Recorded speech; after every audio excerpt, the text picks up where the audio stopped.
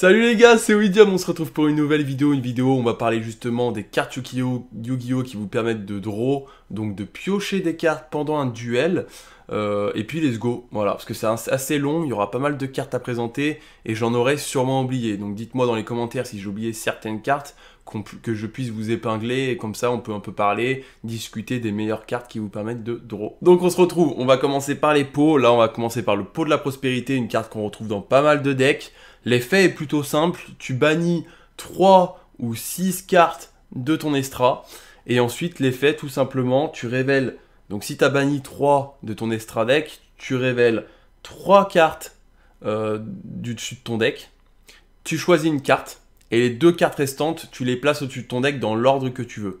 Donc assez fort, ça te permet vraiment de pouvoir démarrer après ta mécanique, dans pas mal de decks on la retrouve, et elle était sortie dans MP22, hein. Et je l'ai eu en 4 fois, je suis trop content. Voilà, trop cool cette carte, qui coûte encore assez cher d'ailleurs. Le pot de dualité. Alors c'est un peu dans le même délire, mais vous allez voir que c'est un peu différent. Donc le pot de dualité, tu l'actives, tu dévoiles 3 cartes du dessus de ton deck, tu en ajoutes 1.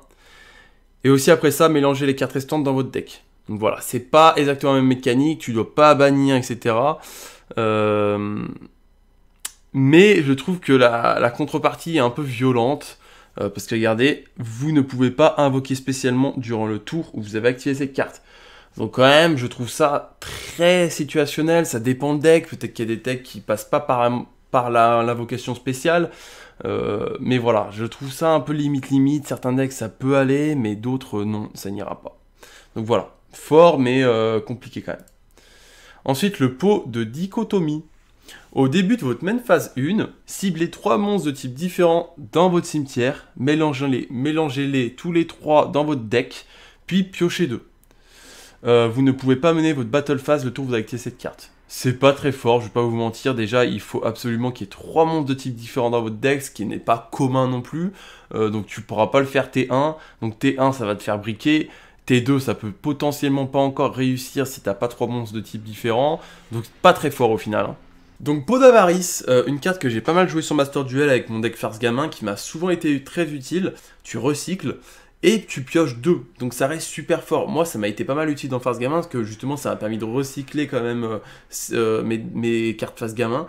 Et ensuite je piochais 2, donc c'était un régal. Après moi je l'ai pas mise en 3 fois dans mon deck, je l'avais mis juste en une fois et ça me suffisait. Mais pour certains decks ça reste très fort, hein. Je trouve cette carte pas mal du tout. Pot de l'extravagance, donc pareil c'est une carte que je trouve plutôt intéressante. Au début de votre main phase 1, bannissez face verso 3 ou 6 cartes face verso au hasard depuis votre extra deck. Donc là l'inverse de le pot de la prospérité, c'est que là c'est au hasard. Alors que pot de la prospérité c'est tu choisis. Ah non, piocher une carte pour toutes les 3 cartes bannies. Le reste de ce tour, après la résolution de ces cartes, vous ne pouvez pas piocher de cartes par des effets de cartes. C'est moins fort pour de la prospérité parce que du coup tu choisis pas. Après si t'as pas besoin de ton extra, il y a pas mal de decks qui sont comme ça qui n'ont pas besoin de leur extra. C'est fort, mais je trouve un pot de la prospérité encore plus intéressant. Voilà. Pot de la cupidité, donc une carte bannie mais rétro et qui est toujours intéressante. Un piocher 2, sans contrepartie, sans rien du tout. Donc pour moi c'est l'une des meilleures cartes rétro. Pot des désirs, alors là tu bannis 10 cartes du dessus de ton deck, tu pioches 2 cartes. Voilà. Mais ça fait mal. Mais ça peut être très fort pour certaines cartes qui justement sont bien contents d'avoir des cartes bannies.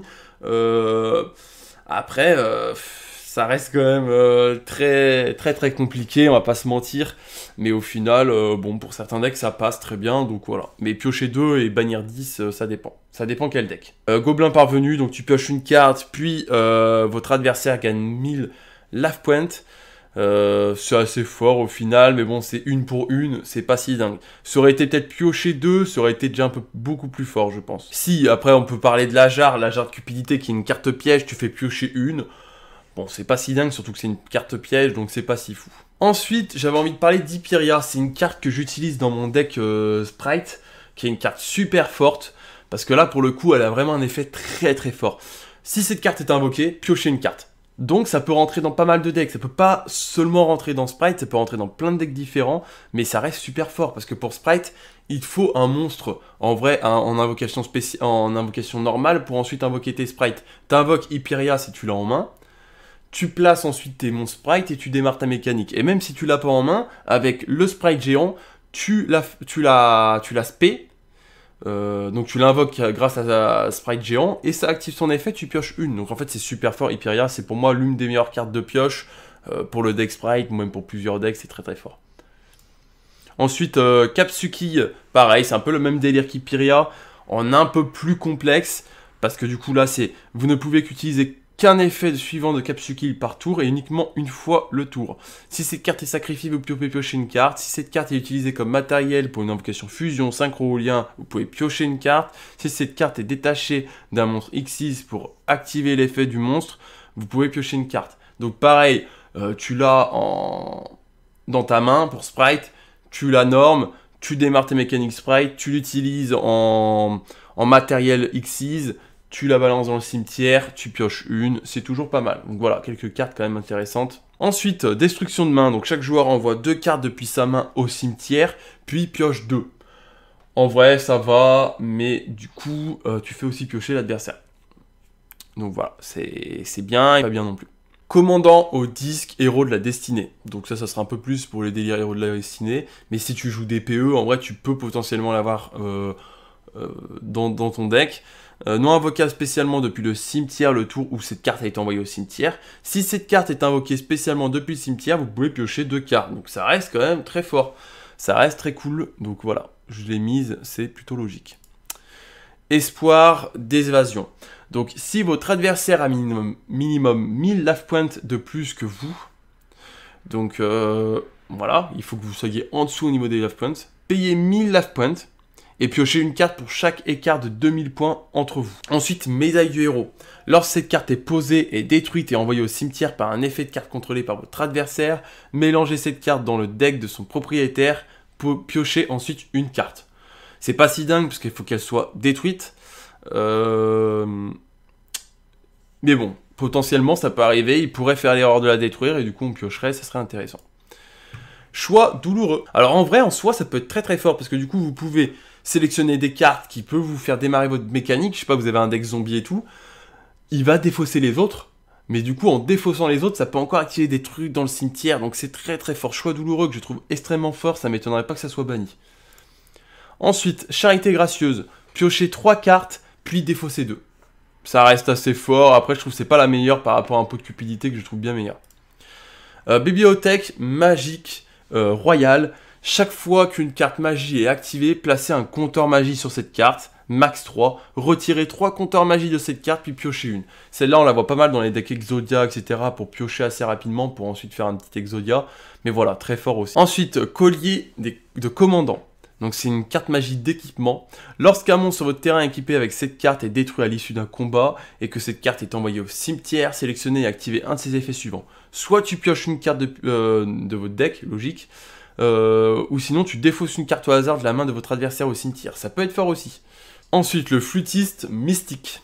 Vous pouvez sacrifier cette carte pour piocher et révéler une carte. Si cette carte est une carte monstre de niveau 1, piochez une autre carte. L'effet de flûtiste mystique ne peut être activé qu'une seule fois par tour. Mais ça peut être fort si vous jouez que des monstres niveau 1, comme ça t'es sûr qu'au final, tu peux tomber sur un monstre et que tu peux piocher, donc tu peux potentiellement piocher 2 cartes, donc ça reste cool. Voyante à la boule de cristal, flip, prenez les 2 cartes du dessus de votre deck, sélectionnez une de ces cartes, ajoutez-la à votre main, mettez l'autre carte sous votre deck. Donc c'est un effet flip, c'est pas si dingue, mais voilà, tu peux quand même piocher avec cette carte. Maillet magique. Ajoutez le nombre de votre choix de cartes de votre main à votre deck et mélangez-le, pardon.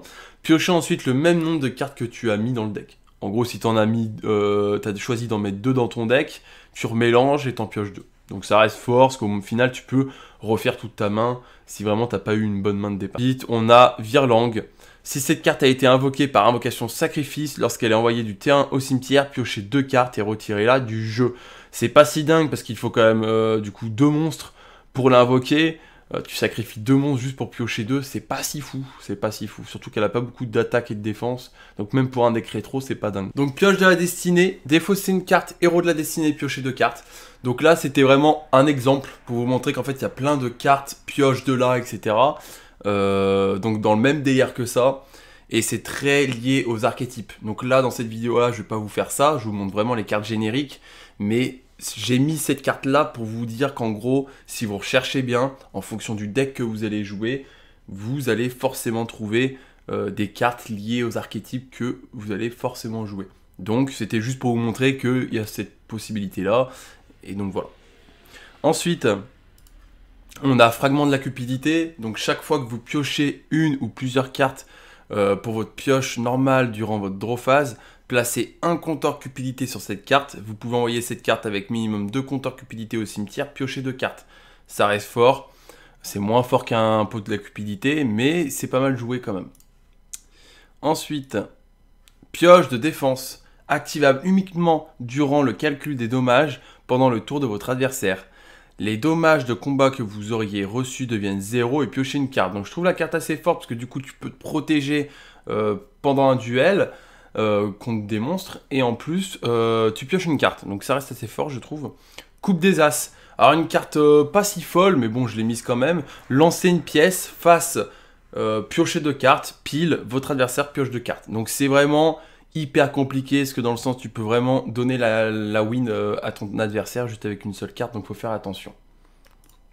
Ensuite, pioche ardente, voilà, c'était pour vous donner encore un exemple, mais bon, celle-là, elle est moins liée à un archétype, parce que regardez, si votre adversaire contrôle plus de cartes que vous, ciblez un monstre lien contrôlé par votre adversaire, donc en soi, c'est pas compliqué, parce qu'il y a beaucoup de monstres liens en ce moment dans la méta. Piochez un nombre de cartes égal à sa classification lien. Vous ne pouvez activer qu'une pioche ardente par tour. Vous ne pouvez invoquer ni normalement ni spécialement de monstre feu exclu. Le tour, vous activez cette carte. Donc en soi, c'est fort. Par exemple, pour Salamandre, ça peut être extrêmement fort. Vous voyez le délire. Une pioche de 2 cartes. Enfin, tu peux avoir une pioche de 2 cartes, voire plus. Hein, tu peux arriver jusqu'à 4 cartes de pioche, parce qu'il y a des monstres liens, des fois, ils sont avec des classifications liens assez élevées. Donc c'est pour ça que je l'ai mise, parce que pour moi, je trouve que c'est très fort, mais c'est très lié quand même au monstre feu, donc c'est pas pour tous les decks. Il y a aussi TTT, donc c'est une carte qui va te permettre d'avoir plusieurs effets. Alors, c'est très simple. Si votre adversaire active un effet de monstre durant votre main phase de ce tour, activez un de ces effets. Soit tu pioches 2, donc voilà pourquoi je l'ai mise ici. Soit jusqu'à la end phase, tu prends le contrôle d'un de ces monstres. Soit tu regardes la main de ton adversaire et tu choisis une carte et tu le mélanges dans son deck. Donc il perd une carte dans sa main et en plus c'est toi qui choisis, donc ça peut être très très fort aussi. Mais c'est vrai que piocher 2 cartes, ça peut être aussi intéressant, c'est pour ça que je l'ai mise là. C'est une carte méta très forte. Donc voilà, c'est pour ça que je la mets là. C'est vrai que j'aurais pu vous faire aussi une vidéo où je vous montre quelle carte est intéressante pour tuto, etc. Mais les tutos, c'est par archétype, donc c'est très compliqué de faire une vidéo où je vous présente tous les archétypes, toutes les cartes qui vous permettent de tuto dans un tel archétype et un autre. Donc je préfère faire en fait des vidéos là comme ça où je vous présente les cartes génériques, les cartes staples, donc les cartes qui peuvent rentrer dans plein de decks différents au lieu de vous présenter des cartes qui sont vraiment que sensibles sur un seul deck même, parce que c'est, je trouve, moins intéressant. Voilà, après si vous voulez vous renseigner pour telle carte, pour tel archétype, pour quel deck, allez voir sur internet, ce sera plus simple pour vous. Parce que moi, c'est presque impossible de vous présenter tous les decks et toutes les cartes qui vous permettent de tuto dans ce deck, etc. Voilà, j'espère que vous me comprenez. Et puis, on se retrouve très vite pour d'autres thématiques, en tout cas pour ce format-là. Et puis ensuite, d'autres présentations de decks. Hein. Voilà, j'ai un gros deck à vous présenter dans pas longtemps, donc un deck profile. Donc voilà, restez connectés, abonnez-vous à la chaîne aussi pour rien louper. Voilà, merci les gars, et puis sur ce, peace.